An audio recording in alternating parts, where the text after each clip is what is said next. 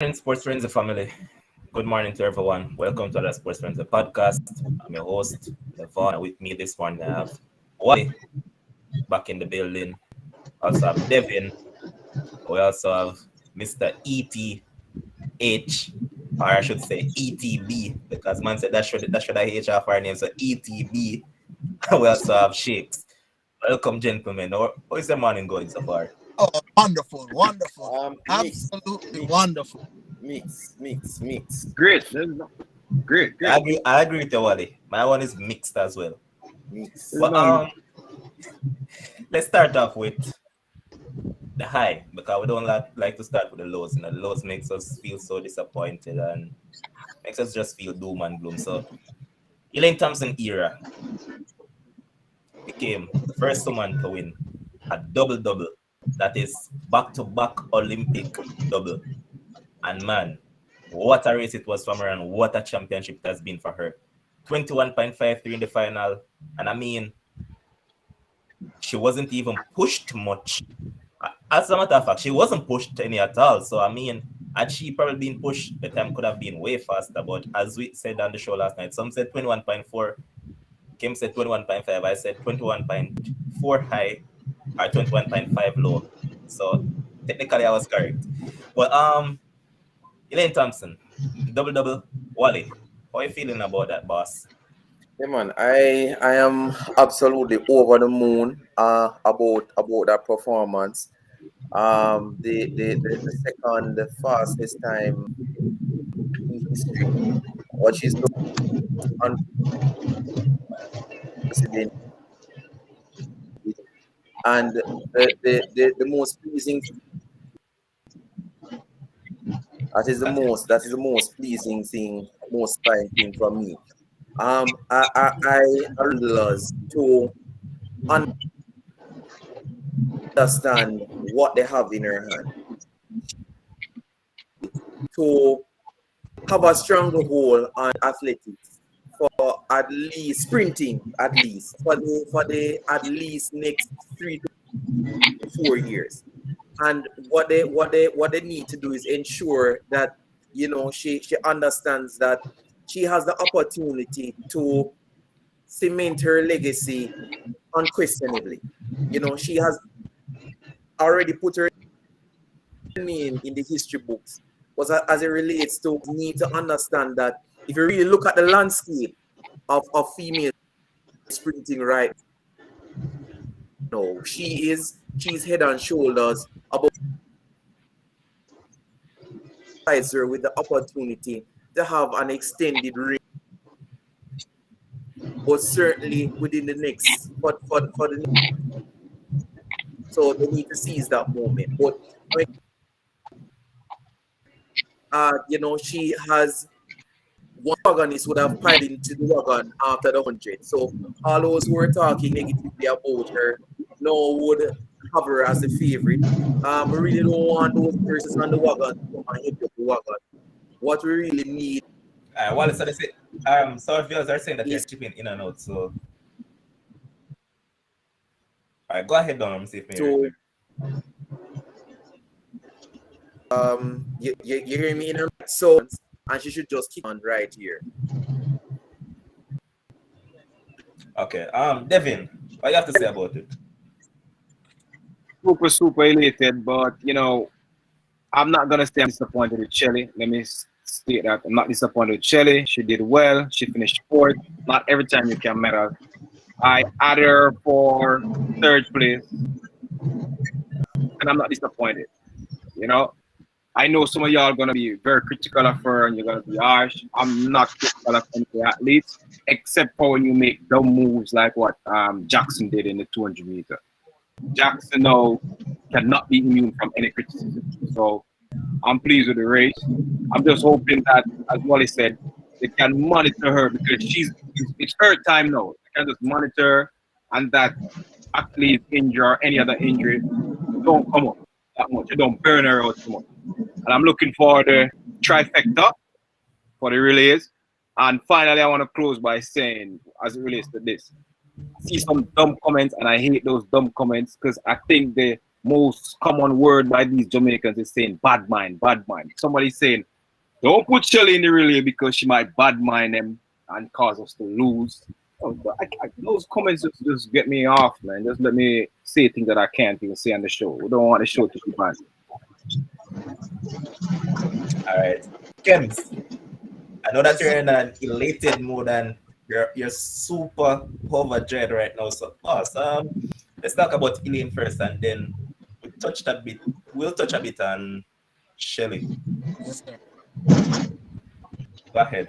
All right. So I want us to put things in its proper perspective now, right? In 2016, Elaine was the first Jamaican woman ever to win the sprint double, the 100 and the 200. In 2021, she now becomes the only woman in the world to ever did the sprint double twice. She's the second fastest woman of all time. She's the fastest woman alive. And as I've said, as Wally have said, she should be monitored properly. But I believe, as it relates to Elaine, want her to remain humble. That's the most important thing, right? You have to remain humble. You have to continue to take the training, continue to take the teachings of your coach Stephen Francis, and then the success will come. Because I told you guys, Elaine is the most technically sound athlete I've ever seen. Man and woman. When you talk about drive face, when you talk about high knees, when you talk about execution, when you talk about swinging at the arms and knees coordination, I've never seen it. We run jokes in the group about how it make me feel and how it tickle my fancy.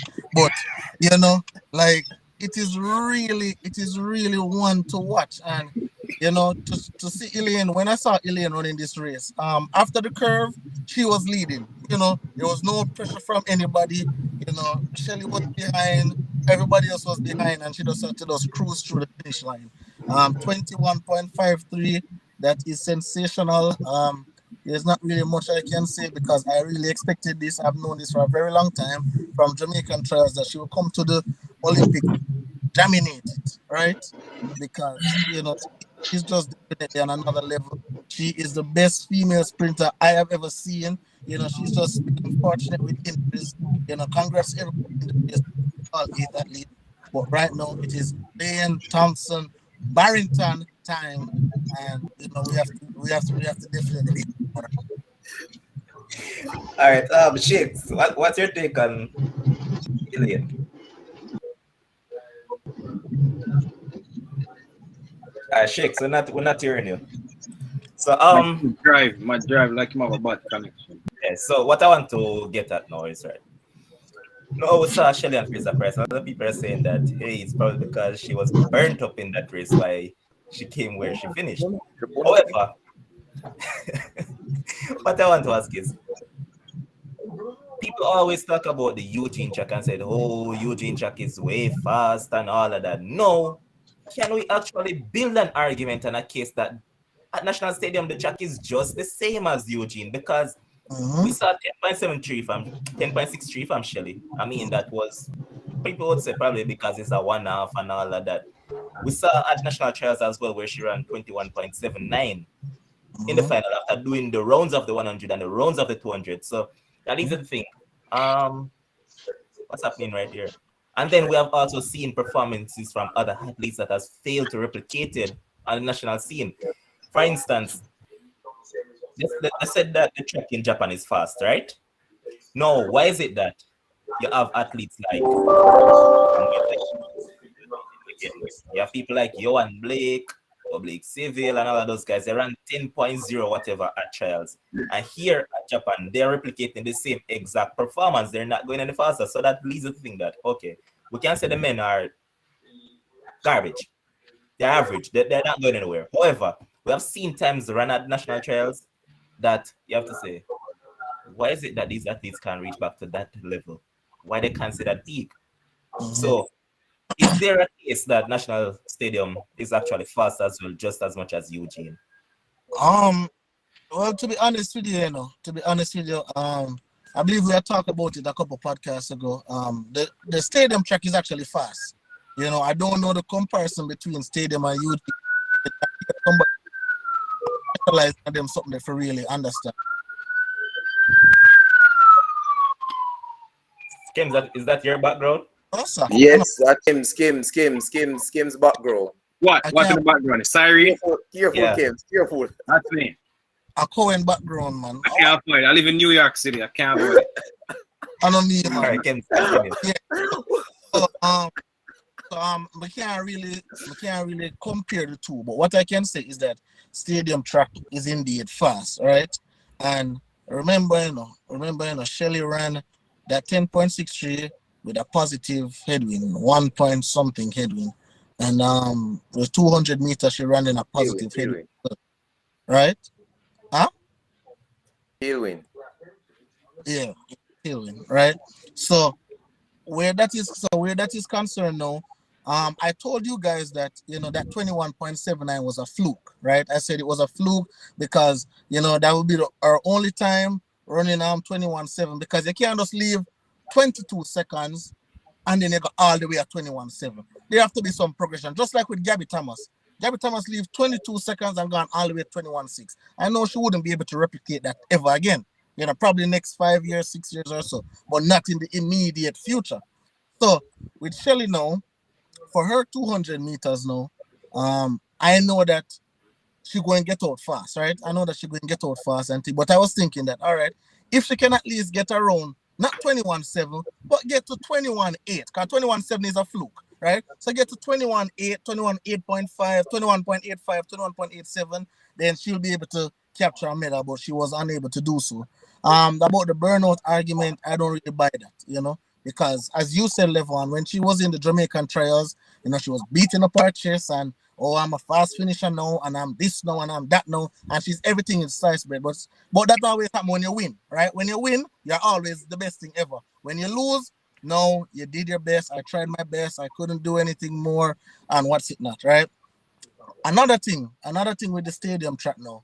Another thing with the stadium track in comparison to Japan, right? As you said, Levon, with Tokyo, if the track is fast, everybody's supposed to run fast.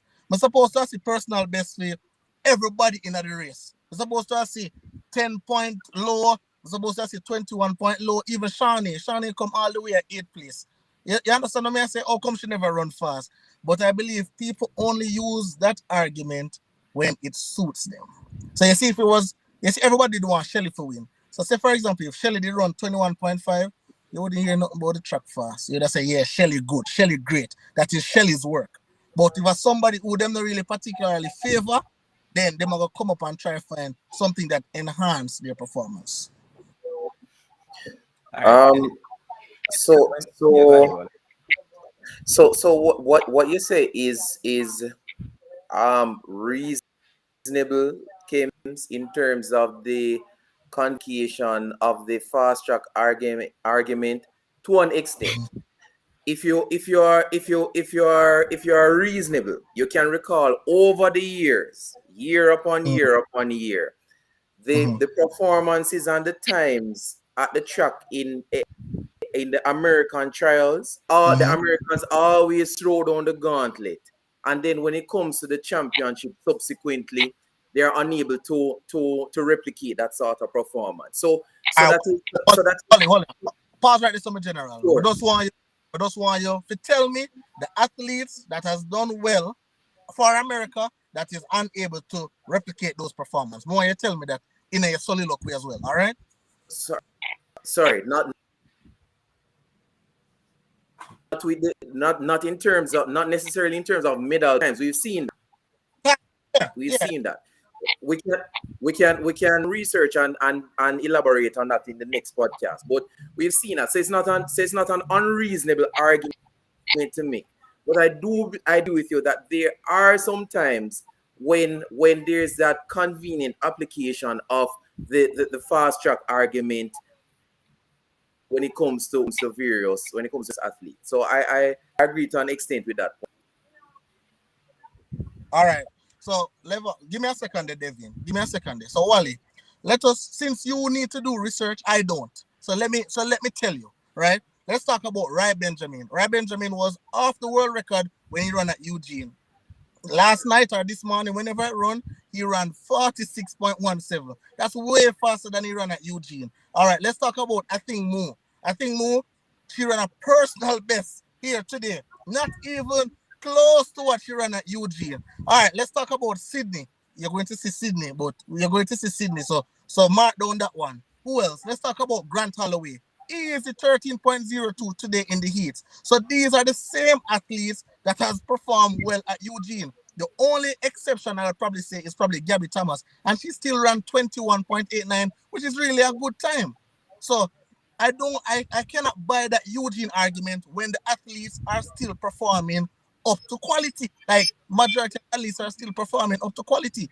You will have one or two where they just come out of the bushes, but the majority of the US athletes, when they perform well at Oregon, they still come and they replicate that performance or even do it better. Because if Rai Benjamin had run 46.17 at Eugene, everybody would have discredited it, apart from people who really, really know track and field. They would have discredited and say, well, it's Eugene track and it's fast and so. But the man come now and the man has done it. So while we can talk about Eugene, we still can't take away from these athletes' work. These athletes put in the work and we have to reward their work. And then Kim, still further substantiate the point, right? I know that Wally probably want to beat us when it comes down to Trayvon Bramwell. However, that 9.77 that he ran, it wasn't at Eugene. Eugene, you know why I'm running at Eugene? 9.9 something I'm running at Eugene. Almost close to 10 seconds. Ronnie Baker never run the fast time at Eugene either. So the Eugene argument, as again, I tell you, how Jamaicans stay, not you, Wally. So let me preface my comments by saying not you, but how Jamaicans stay is that when Americans start doing well, they have certain things that they say. Work fast, them taking drugs, them need to be tested. Those are the main complaints by Jamaicans when Americans start doing well. Instead of just give them roses, the man them train hard, them have great facilities. Of course, them are gonna do well. It's a first world country. Tassisa, why are you in the comment section with your conspiracy theory? We don't do those things. Don't you ever dare go there. Shakes, the final year, man. Yeah, as in I had net walls. That's why flow data is not the best. Yeah. So your take on the 200-meter final that just culminated. Pointed. I guess based on the times that were run, but Elaine said it best. Time in between the race. It is a legacy defining window for her. Yes, the 1.5 might look, but deep down is how fast they can and how fast they would like to go. And as I said in her interview, she mentioned that extra time to be able to run even faster. As I said, great achievement, historic. Me, she is double now puts her in the same conversation that we were having when Bolt his, even though it was a triple double at the time,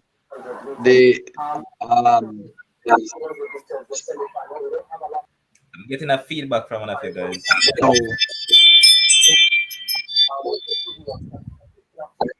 For Elaine. Shakes, hold on a second.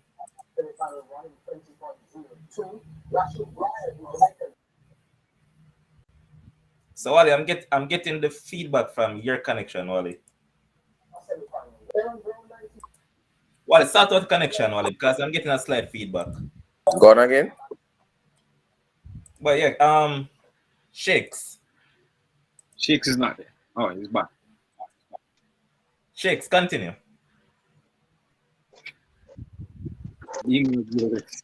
Oh, yeah, unmute my mic. Yeah, man, go ahead. Oh, yeah, so I was saying, yeah, it's an unprecedented achievement for Hunter. So I know that Kems will be extra elated. He'll be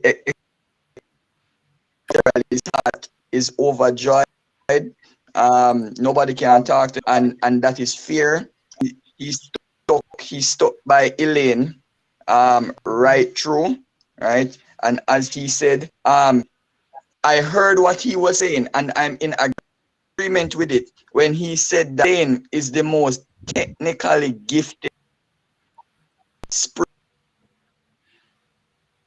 in terms of she has everything.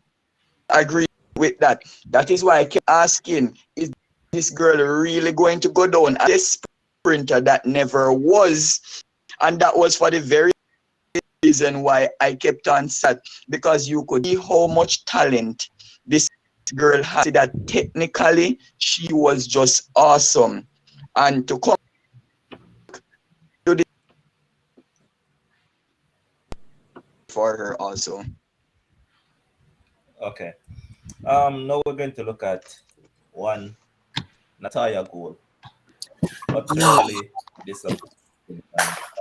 And how do you go about it knowing that, okay, this was the perfect time for you to actually medal in this event? You ran what, 156 low earlier in the season. Now coming to the final, she had one of the poorest strategy you will ever see. Ever. We said it before the race even took place. We said that Atingmu is going to go out and she's going to go out fast, and she's going to play a catch me if you can. As an athlete now, what you do in that case is just run your own race, because you know that the gold medal gone. Yep. You know that none of you guys not going to catch her. Yep. So why not just run your own race and try to get that silver medal or bronze at worst? You see the thing is, Levon, just like what Sheikh said a while ago, you know. Sheikh said, an athlete always know, right? So if I am going into that 800 meters, I know I have no chance of beating Mo unless she drop. That is my only chance of beating her if she falls or if she pull up. So I'm already thinking, all right then, I have to do the silver medal or the bronze. Let me tailor my expectations to there, so. But and I told you in a level on the last podcast, I said, this is what's going to happen. Just like how Moore on the semifinals, I said Moore is going to go out and Gould is going to follow her. And then on the straight, Gould is going to die and Moore is going to run away with the victory. So said, so done. Right? And I told even the producer that Natalia Gould will always choke. You know, Wally tell me, same Wally West right here, saying him tell me, oh, Gould looks so good in the heats. But that doesn't negate that. But it does. But the race there doesn't negate that. It doesn't negate that. Wally, let me finish my point in general, please. Right. So when him said that in 11, I said to him, Presley, I said, this is the heats. I said, just give her till the finals and then the real Natalia Gould will show. Because semi-final, she look good again. And then I said, just give her till the finals and the real Natalia Gould will show. And then another thing, Levon, on the inside lane, that's another way she get beaten too, Because not only did she run, I think, Mo's race, she ran longer than the 800 because she give up the inside and she run on the outside. So everybody passing her on the inside, and then now she have no more legs because she can't sprint like those teenagers, And obviously she can't sprint like Raven Rogers either. So I believe, I was having a conversation with Tess before, and we were talking about it, and I said probably the coach need to drop her because now she's making the coach look like this coach have no use, because it's impossible. Every year you go to a championships, this is the same thing.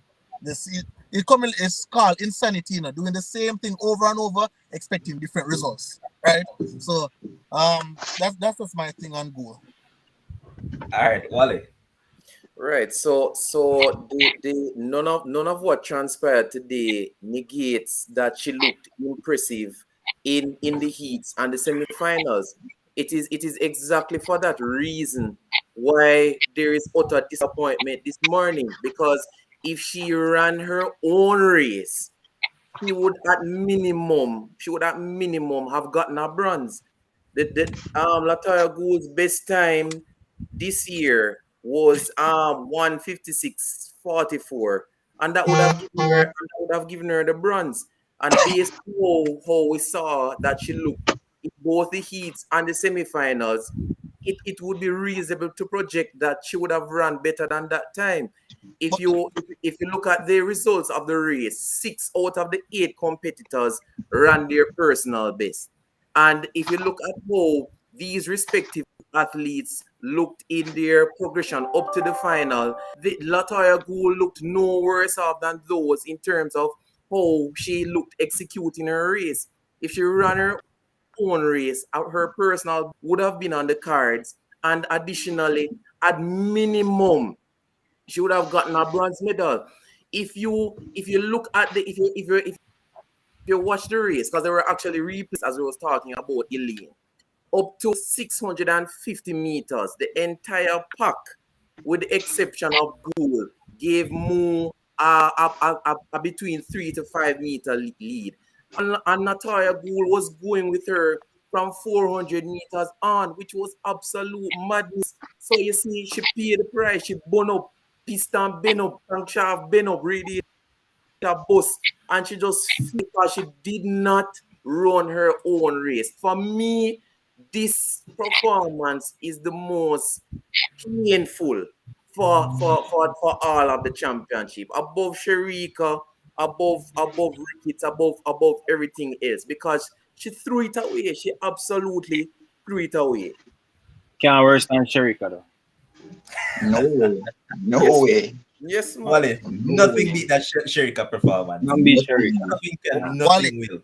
Wally, check this out, right? Wally, check this out, and I've often used this on this podcast, on this forum, on this space, right? I've always used pattern behavior. And again, you see, if you watch at all the time, this is what she does. Heats, good, impressive. Semifinals, good, impressive. Finals, this is what they give. Over and over and over is the same thing she always gives us. That's why, for me, I said to y'all, make Natalia Gould shut me up, but I am not going to put my eggs in that basket because she has shown me too many times that this is what she does. All right. Yeah, go ahead, Devin. Just something about Gould now. Like I said, for no athlete except Jackson, I have no disappointment. But with Gould, in the 90s, I'm gonna give a quick history. In the 90s, when I went to high school, I used to do 800 and 1500. I used to train with this guy. This is the first guy I rode sub 10. A guy named Percival Spencer. Attended St. Mary High School. Check him out. First guy ever run a sub 10 for Jamaica. Percival Spencer. We used to train with him. I used to do the distance race. My coach, his name is Stoddard, always used to say that for distance, our strategy was you start off, you try to keep a little pace, but for the 800, save your last energy for the 200. Doesn't matter where you are in the first 600. That was always his strategy. And that goes well with me when I used to do the distance. I wasn't very competitive in it, but the strategy was like for 800, run moderate pace for the 600, but save your last and sprint the last 200. For 1500, go around for like about 1100, and the last 400, you sprint it. So I didn't like Natalia's approach. It's like she started out too fast. You know, like Mo, American winner, you would never ever see me doing that strategy. And I don't have an athlete do that strategy. However, if you're good enough like her to do it, hats off to you. But I didn't like Natalia's strategy because she started out too fast, and obviously she burned out. All right, Cohen, let me ask you a question. So Yeah. let me ask you a question, because you say, okay, run the first 600 moderate and sprint the next 200. But let's say you have 4 or 5 athletes who, in that last 200, they are faster than you. You know, they're faster than you. So how are you going to strategize that way if they're faster than you in the last 200? All right. So, and it leads me to a point that Shakes mentioned last night on the podcast. Even though you have your strategy in your head that your coach, instruct you to do and you accepted, situational awareness. You know, if you know about, you'd have to get some research, and you know these athletes are professional. You'd have known how your competitors run. So even though you have your own strategy, you try to stick with that. But if during the race, some guys you know as you are faster than you in the end, it may not be the case. It's highly unlikely that all of them will be faster than you. But like during the first 600, at some point you try to increase your speed so you are not too far off the pack. Because like you said, it doesn't make sense, Kems, if you run first 1600 and you're way back. After the last 200, you can't catch up. So situational, I answer that by saying situational awareness. One more question and then I'll pass it on. One more question. That's right. Someone kill mood question. All right, go ahead. One more question. So, based on the race that you saw today, you believe that was her coach's instructions? I don't know. I don't think so. It doesn't seem so to me, but I don't know. Okay. You always said on this podcast consistently saying you have inside information. So if you have inside information, I don't have any on Natalia. share it with us. I don't know. I have none on Natalia at all. None. Share the inside information. I don't know. But that strategy was awful though. I'm not gonna lie. But I'm Alright. disappointed with her. I'm not gonna criticize her. All right, Chicks, go ahead. Yeah, Devin is actually right. The situation awareness that I brought up yesterday. Even if you don't want to call it that, you just say in-game management. So in-race management, right? You know that you have this American, right? And she's not even American. She's actually African. Let's state that. She is African that just ended up in America. So we need to factor in that African component. And Natalia, as we say, you have to do research. You know that this girl is quick. She's quick over 400 meters, right? You are not as quick as her.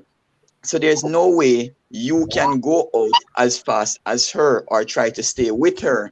Why? Because she's going to have more endurance for the last 400, right? Which is why, as they were saying, I think Wally was the one that said it. She burn up.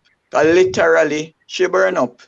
Because she just never had any fuel in the tank. She light herself a fire and just dead on the track.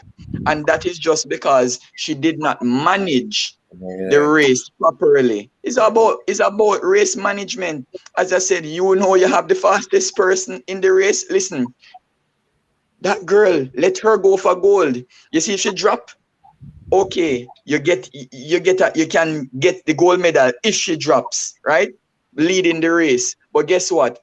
Don't race against her. Race against everybody else. Right. That is in the field. That is what you have to do. I remember one year when Steve Mullins decided that he was going to go with Usain Bolt in 2009, Berlin. The man literally burned up. He came out second off the curve. Where did he finish? Let's not talk about that anymore. But it's the same thing Natalia did. Natalia decided to run the race with the fastest youngster out there, the number one, 800 meter. And the 800 meter is a sprint in a way, right? It's a sprint in a way.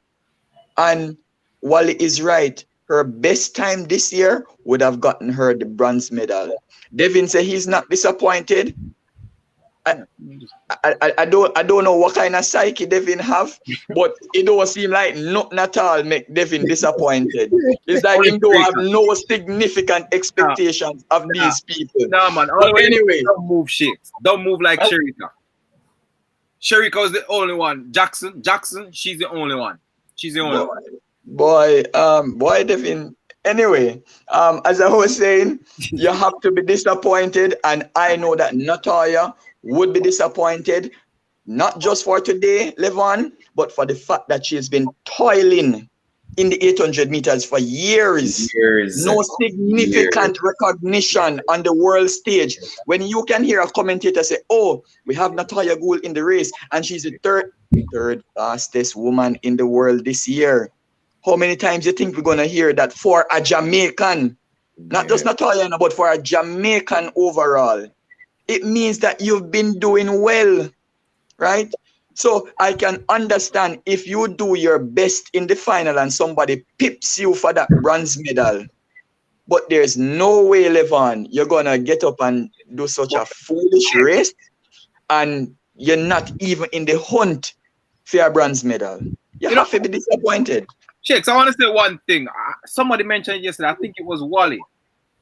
And that's one of the reasons I'm not disappointed with all of these things.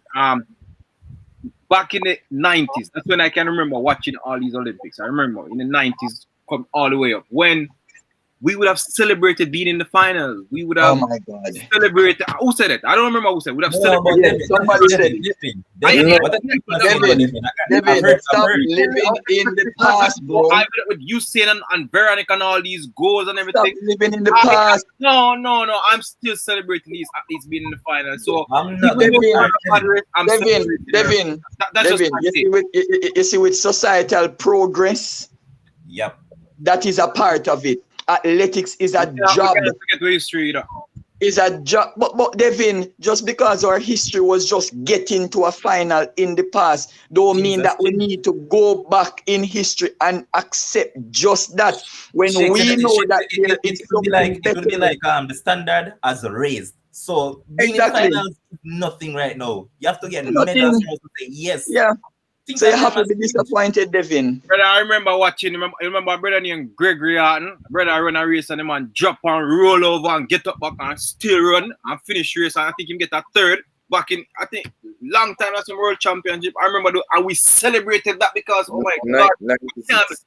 But that was then, Devin. That was But then. Devin, I but guess I'm Devin, still living in the as park. time move on, man. So when As I time move final on. for me, and them in the Jamaican colors, even if they were supposed to finish first, second, or third, and they finished eighth, I am not disappointed. I'm not criticizing them harshly, with the exception of when you make dumb move like Jackson. That's all I'm can't saying. agree. I don't agree with that one. But Devin, I can't understand as a teacher how you have that perspective. If you have a student who you expect to get grade 1 in accounts, and he goes and he gets A grade 4. you're going to be No. Don't drop it so low. Don't drop it so low. You can use grade 3. Don't Right, drop it so low. you're going to be disappointed. You can't use reasoning that, okay, well, I had Who some says I'm going to be students. disappointed? Go again. I will not be disappointed. All right, boss. All right. I will go You to wouldn't? No, I would not. Mm. Question him what happened and encourage him, look to the future. No, I'm not disappointed in nothing like that. Not like Devin, no. you are telling me that if that student is the brightest person in your class and has been acing all your exams. Some people have exam phobia. My word. Could be the case he All right. at home and his mother father beat his mother the night before. Devin, stick up in Devin. I'm asking this question now because I get what Shakes and Wally's trying to get at, but let me term it a better way. So you've been teaching this student from first form, right? Straight through till sixth form. Now it happens that first form aced everything. When it comes to the exam, they fail. All right, you move on. And they go into second form. Second form, the same thing happen again. Third form, same thing. Fourth form, same thing. Fifth form, same thing. You're telling me that you as a teacher is going to still be satisfied with that? Listen, I understand the mechanism of teaching because we in Jamaica and some other countries, we use exam as our main strategy of testing people. Country like Russia, they don't use a lot of exam to evaluate. But Devin, we have to speak on wherever what we is are. being So used. sometimes I may still be in the system, but I disagree with our main method of assessment. Yeah, but you have to address what is you have to address what it is.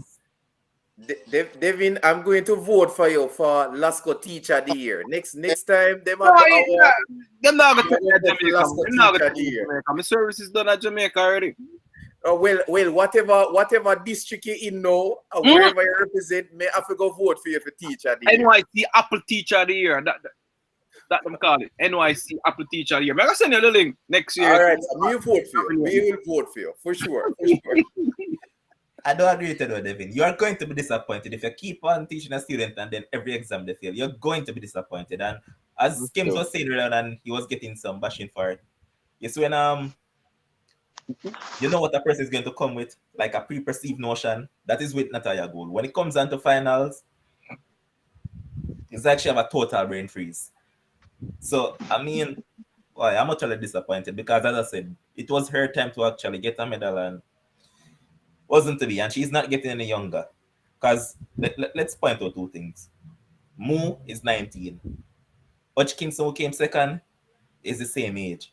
Both of them are teenagers, so you know what that means. They're just going to keep on improving, barring injuries. So, boy, it's just tough. But But Levon, even the age that you mentioned with goal, you know that age and experience is supposed to teach you wisdom. yeah, but you like that. She didn't apply any of that in this race. Yeah. And let me say one thing. Let me say one thing about. Are you not talking about Devin, right? Let me tell you one thing about him, Wally. He's probably the most easygoing teacher I have ever met in my entire. I mean, I only say it because I'm director. So That's him, true. Even him, though. him teach a different way. Him motivate a different way. Him, it's not a situation where if you do bad, you're not gonna be disappointed and you're gonna know him disappointed. A continuous encouragement. But now I wasn't always the brightest bulb in the room. You get what I say? But him work with me until I get where I needed to be. You understand what I say? So, so that's why when you ask him certain things, I say, no, Cohen is not like that for sure. So whatever I'm gonna tell you, that's exactly how he is. No, and finally, because we can move on from this, to respond to a guy named Kevin Bernard to vote for who part of encouragement is setting high expectations. Right now, I'm teaching math at a middle school in New York City, right? Middle school is from grade 6 to grade 8.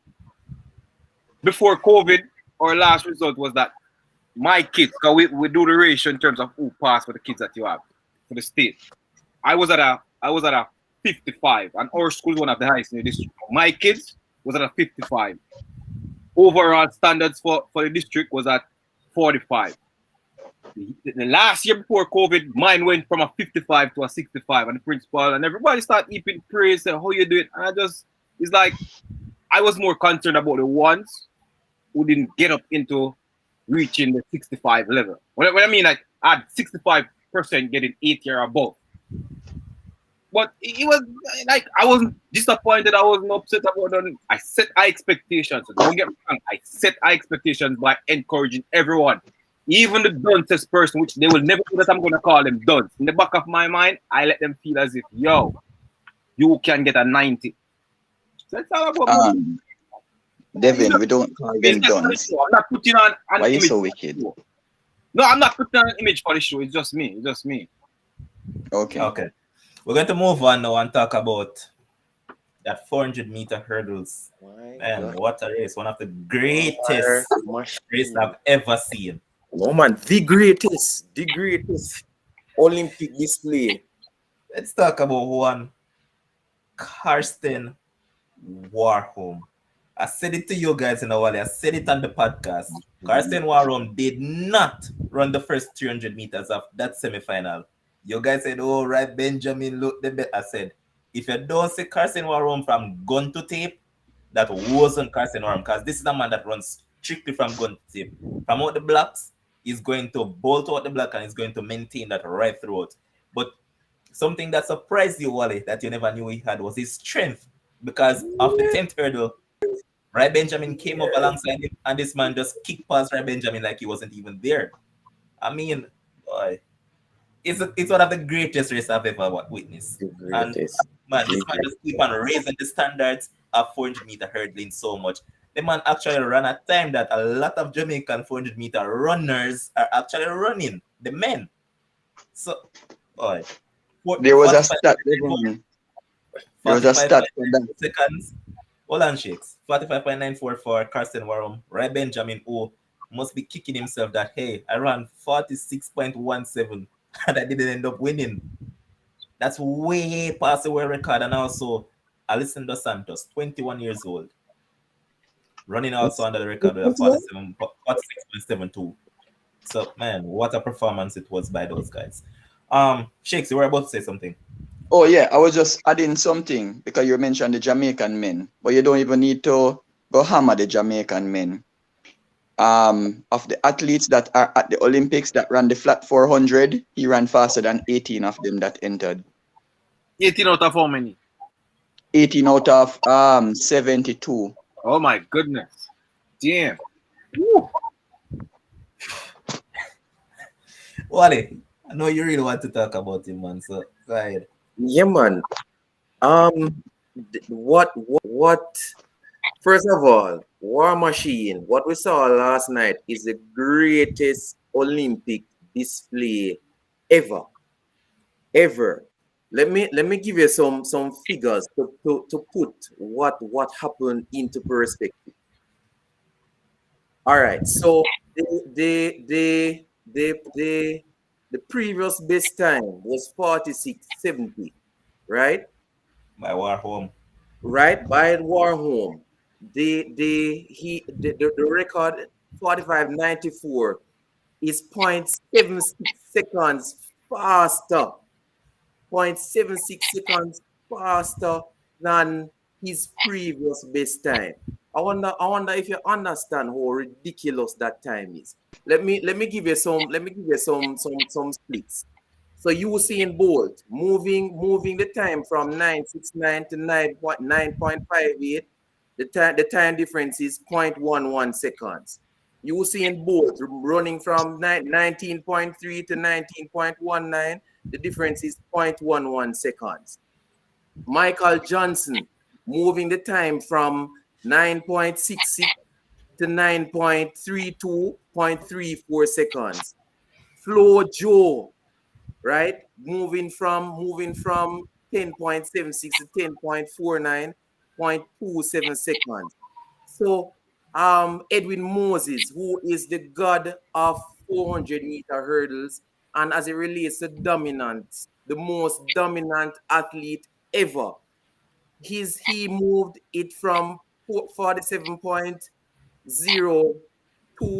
47.13 to 47.02, 0.11 again.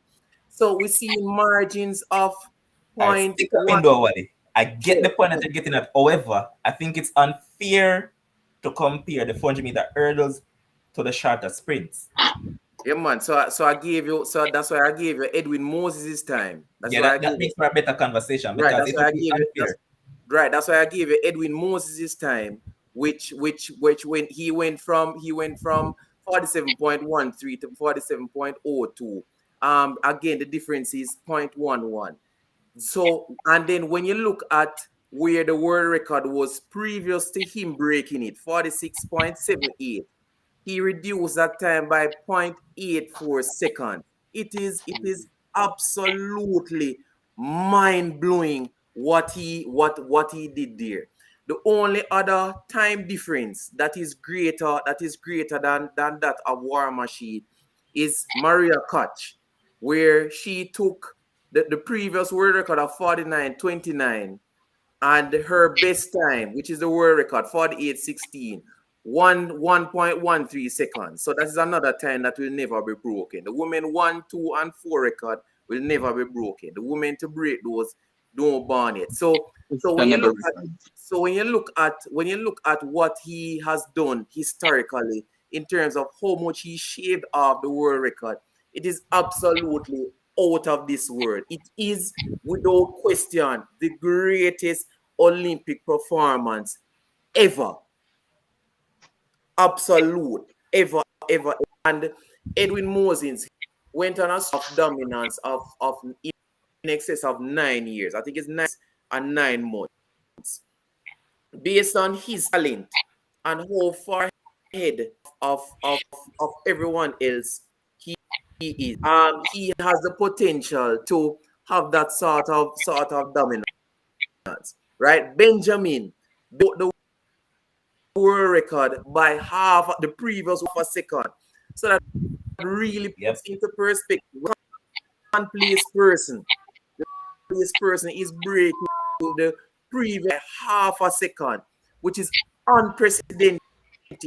And you have that person now. This is absolutely out of his world. As you said, Levon, what really was his strength because caught him at the last hurdle and he found another gear. When Benjamin's face at the end, you could see utter bewilderment and disbelief on his face. Like, no man, this man is an alien. Easily the greatest Olympic performance ever. And to factor in certain things, as Warhol himself said, man said he has completed everything that he wanted to. Remember that he's a two-time world champion. He's a world record holder and he's also the Olympic champion. So it says it's now time to set different goals. So who knows? Probably this man will lower the record to say a 45-5 or thereabouts. Well, I'm just saying based on his technique and all that, because if you look at the race, it's not just about the time that you're running. You see this man hurdling technique, jeez man, flawless. I see his quick turnover between the hurdles. Oh jeez man. Devin, anything to make mention of? No, just I mentioned that we can't forget about our predictions. So you and I can remember. I don't know if anybody has said. Yeah man, Shakes agreed as well. Yeah. I stick to War Room, and I want to mention. I don't know. Probably Josh Call was going to mention it, or somebody mentioned it too. For the 200 meter, Josh Call was the only one I can remember saying that Gabby Thomas was going to come in the medal, because there's no way. His reason was there's no way somebody run 21.6 and can not be in the medal presentation come whenever they're going to present in the medal for the team. Say Devin, just so that you're going to buy the producer a drink. I want to that man. Producer here. He's the thing, that man. And plus sometimes he act like he's a labor right. So he's not a political. You're not getting there. So I have to big him up, because you don't know. That's straight labor right. Wow. All right, Shakes. What do you have to say about it? Yeah, I don't disagree with what Wally just said. Because for me, from last night, I've been saying that the performance by Karsten Warholm, for me, ranks better than any of the records that Bolt set. I know that people will be hesitant because he's Jamaican #1. I hear you alluding to the point, Levon, that you can't really compare because it is a different event. No, man, the time differential Shakes. In terms of the splits, you can't really use just the splits. Just the splits. Yeah, in terms of the amount that he shaved off the record, they can't really use. Okay. But for me, sorry, Shakes. Let me just get this in quick. What I was using the splits to show, is the difference between himself and everyone else. I know, man. You're trying to show the magnitude of the performance. Yeah.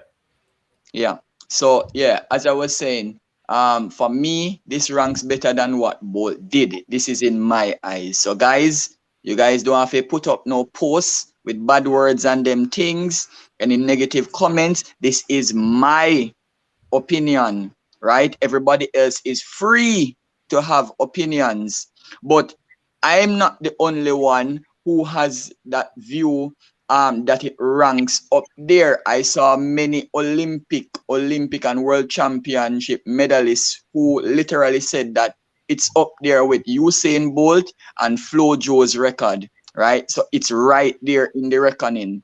So if I've seen two people, because I never see Flo Jo, right? And if I see Bolt and Varholm, and I can say that, listen, you see, going over barriers, Levon, it's ridiculously hard. Not only that, going over 400 meters makes it even harder.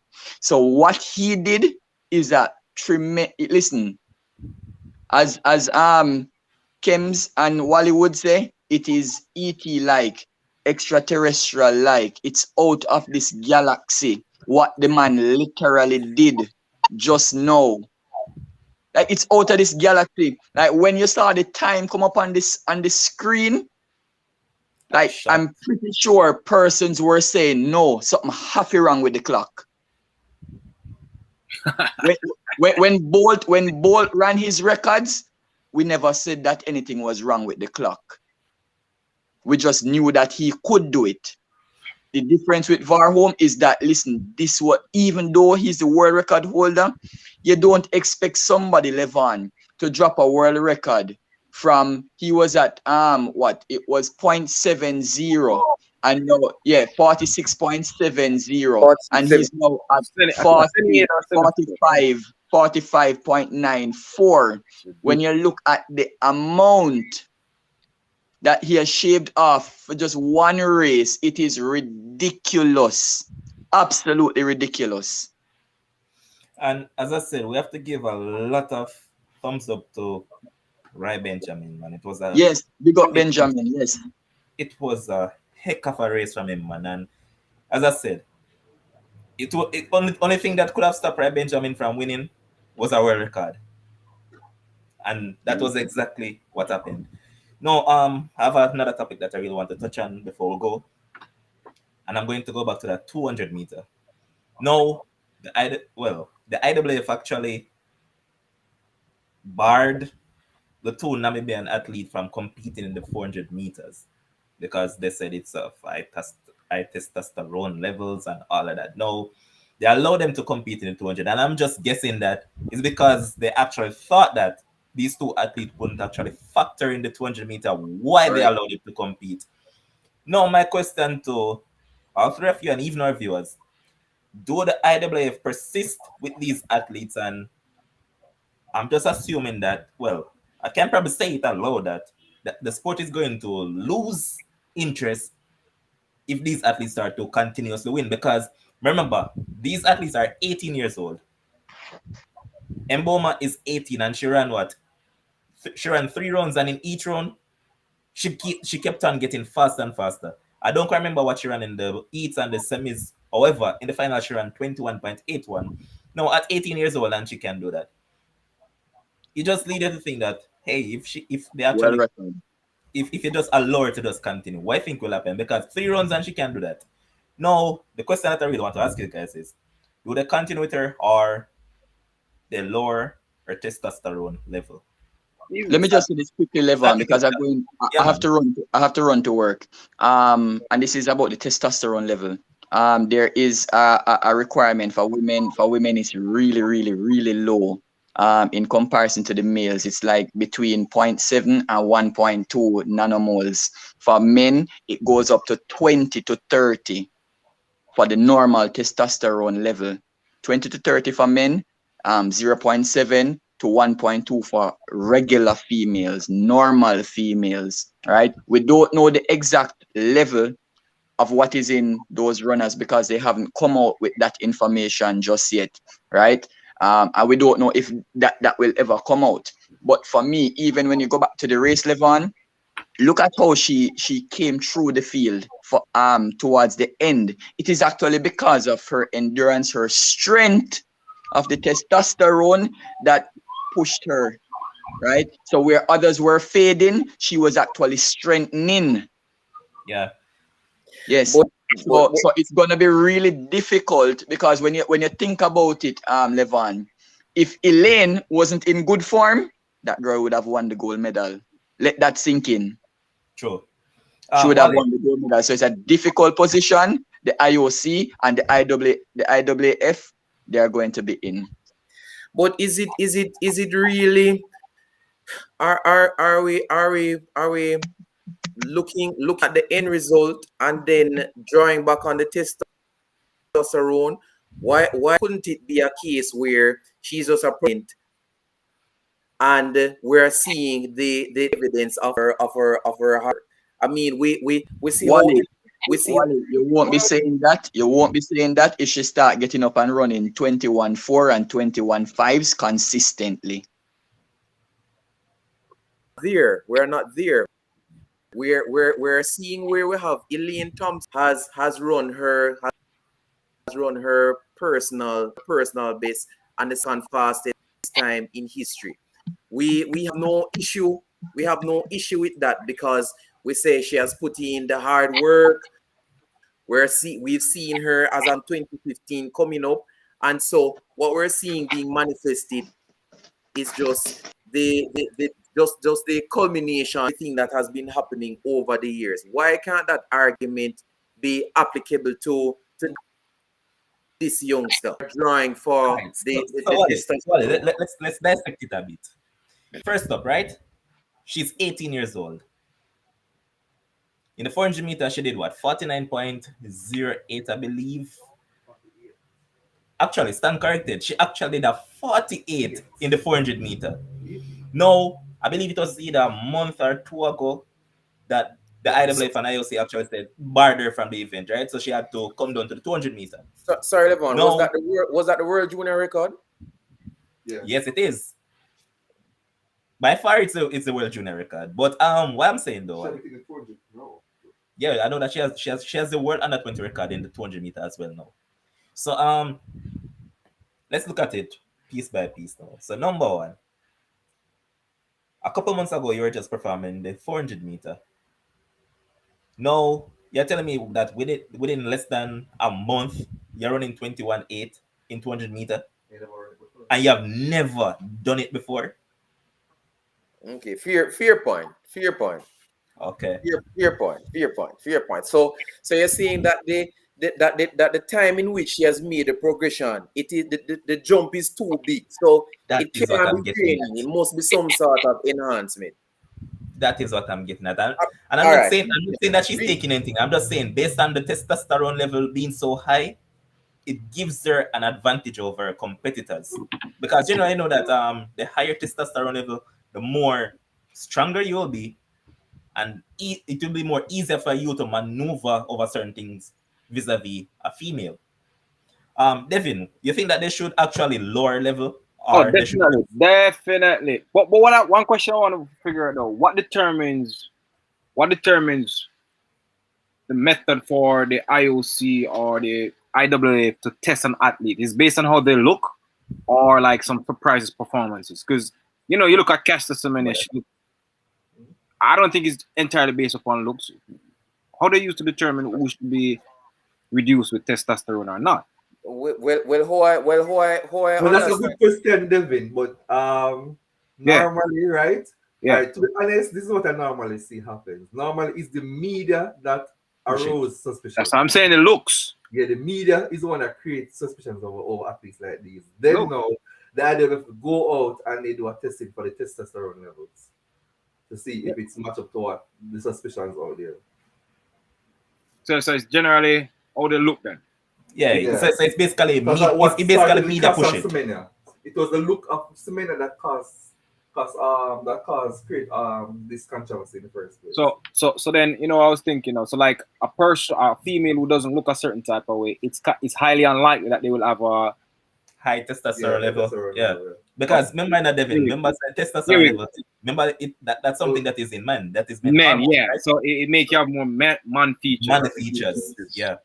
Yeah. It has to be lowered. It has to be lowered, man. Because what they do, they have a program where they lower it to they lower it at a level, right? That as to what Shakes pointed out earlier. To the average female, right? In the field. So it's not like they're going to reduce it way below the average female level. What they do is raise it between I think a 2 and 5. What's the word that you use? Normalities or something like that? Mm. Yeah, they raise it to around between 2 to 7. Okay. For the average female. I have no problem with that. I'm But has there been any female though that has gone through this testosterone reduction protocol? Because I don't know of any female athlete who has actually gone through it. So All right. Well, the thing is that They play Semenya. Semenya didn't do it? no, she was reluctant to do it, so she never did it. Also, should have been the first. She was Yeah. not the first. Oh. She's not going on it. They're challenging it. She challenged it in the court of arbitration, but She lost it. Yeah, she lost it. She lost. These ones now, they're challenging it, but they're going to lose it as well. So all right, but what if we don't have a case where an athlete has gone through this protocol. No.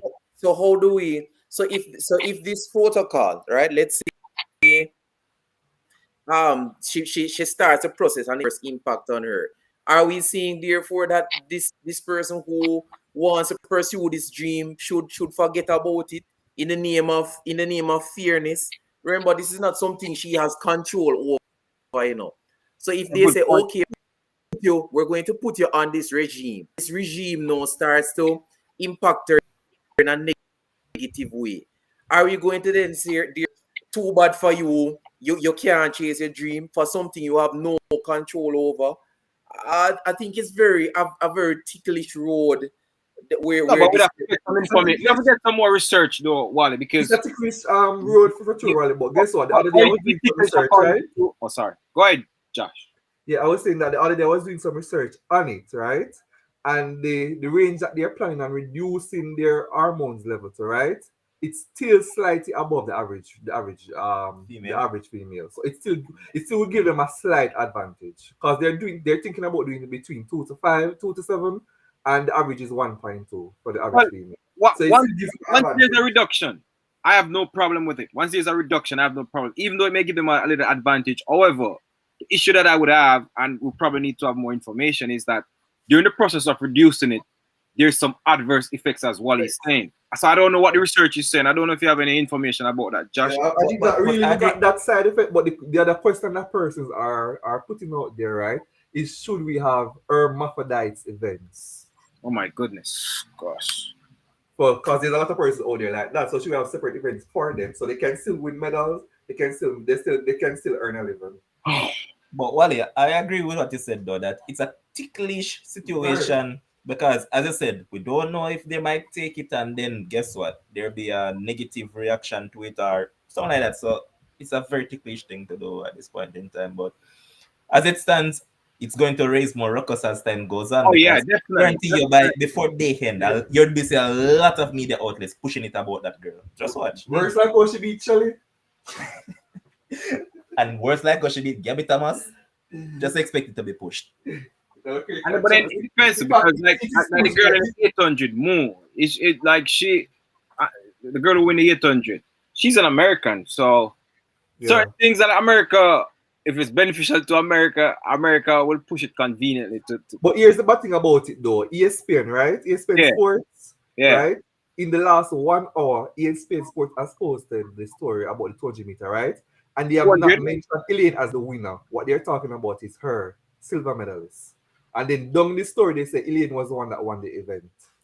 So Yeah, they're giving her the so headline. right, Levon. So them start push it already.